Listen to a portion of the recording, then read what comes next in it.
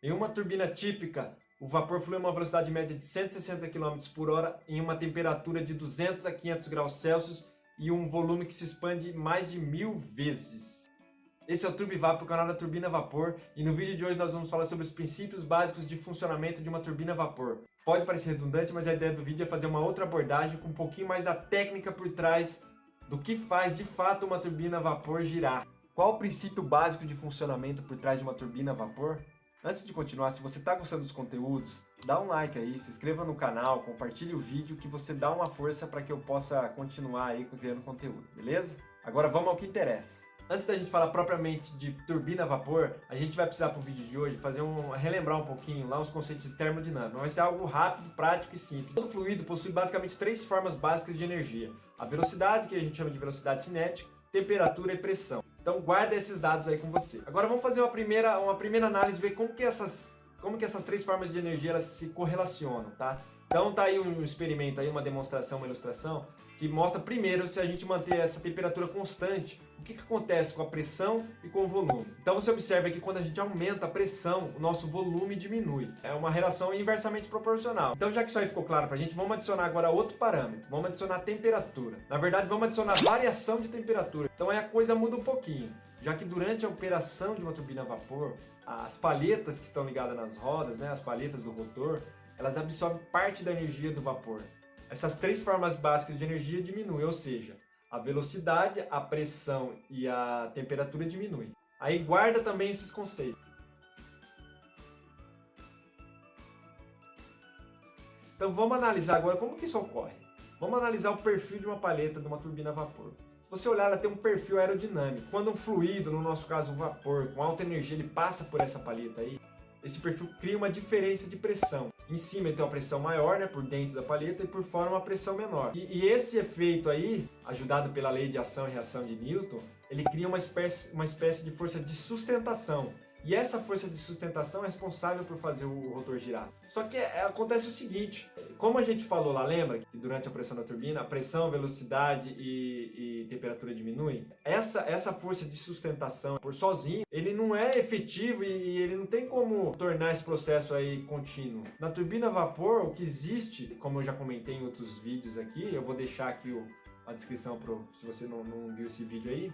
A turbina a vapor tem essa função de pressurizar esse vapor para ter um aumento, um ganho de velocidade cinética. Então, como que é isso? Quem é responsável por isso? Dentro das turbinas a vapor são os diafragmas e as placas expansoras. Mas como eles fazem isso? É isso que a gente vai ver agora. A gente precisa analisar um pouquinho mais de termodinâmica. Se a gente analisar isso, se a gente olhar o perfil de uma placa expansora ou de um diafragma, então eu vou deixar aqui uma animação aqui para a gente entender isso aí como que funciona. Se a gente estiver dentro de um duto aí com mesma área, mesma pressão, a gente vai ver que o fluido ele tem uma velocidade constante. Ao passo que quando a gente restringe essa passagem, estrangula essa passagem, ou seja, essa área, a gente tem uma diminuição de pressão, no entanto a gente tem um ganho de velocidade cinética. Então é isso que essas peças fazem, elas dão essa velocidade no vapor. Inclusive esse processo tem até um nome específico que chama-se efeito de Venturi. Leva o nome do seu descobridor, que lá em 1662. Então aí a gente tem uma animação para demonstrar isso aí. A gente tem um duto aí com uma passagem, com a mesma área e mesma pressão, né? Então o fluido vai fluir aí a uma velocidade constante, a mesma velocidade. Já se a gente coloca aí uma restrição de passagem, uma restrição de área, ou seja, a gente diminui essa área, diminui a pressão, a gente tem um ganho de velocidade cinética.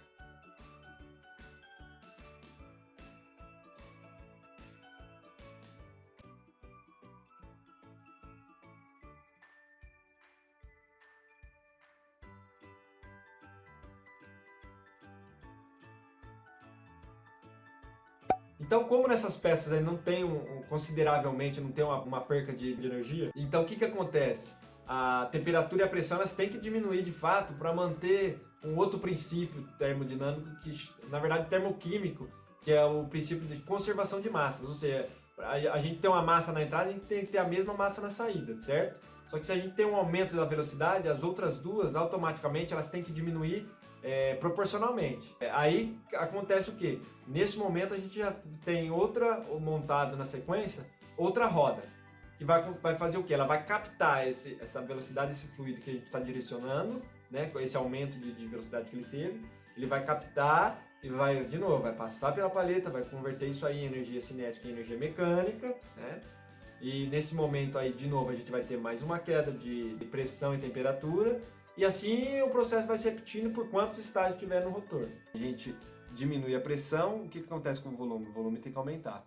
Por isso que nas turbinas a vapor, todo esse fluxo e essa velocidade do sistema, a gente tem que fazer um aumento. Por isso que lá nos primeiros estágios lá, as paletas são pequenas e nos últimos estágios, na descarga, né, na admissão é pequeno, e lá na descarga ou na saída, ele tem as paletas maiores, que é justamente para dar conta de todo esse fluxo que ele aumenta para a gente manter a velocidade. Senão essa máquina aí, nos últimos estágios, ela teria uma velocidade periférica muito grande. Essas paletas maiores, elas vão precisar suportar solicitações e esforços mecânicos muito maiores. Então, pessoal, o vídeo de hoje foi somente isso. Espero que vocês tenham gostado. Espero que não tenha sido muito redundante ou muito travado o vídeo. Deixa aí um like, deixa um comentário, compartilhe o vídeo aí que você dá uma força pra gente continuar aí. Beleza? Um abraço e até a próxima.